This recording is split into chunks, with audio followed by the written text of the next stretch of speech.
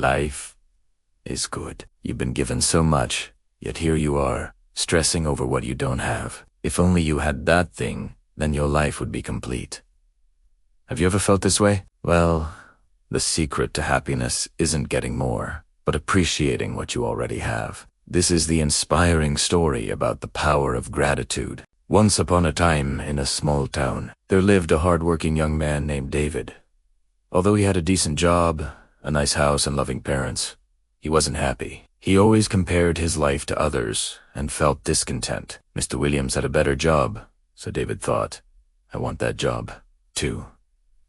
Mrs. Jones had a bigger house, so David thought, why can't I have a big house like hers? Peter Smith had a fancier car, so David thought, I wish I could afford that car. Every night before bed, David would look at his modest belongings and sigh.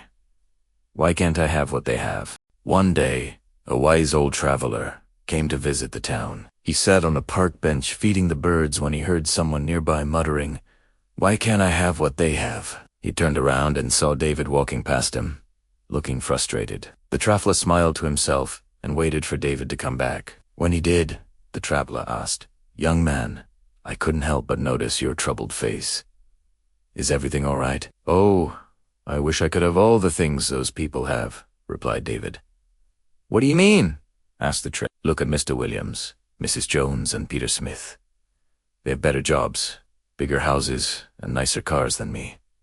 Why can't I have what they have? The traveler nodded understandingly. I see. You want more because you think you'll be happier then, right? Well, yeah, said David. The traveler looked out at the people passing by. I've traveled all over the world and seen people with nothing but a smile on their faces. Do you know why? Because they practice gratitude. They focus on what they have instead of what they don't.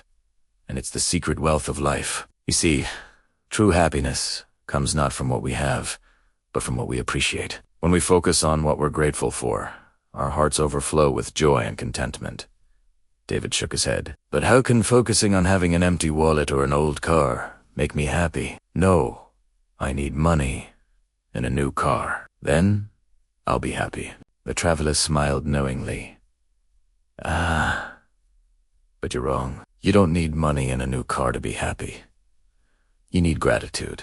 It's the key that unlocks the doors to happiness. Here's your first lesson. Every morning for the next week, write down 3 things you're grateful for, big or small. It'll help you shift your focus from what you lack to what you have.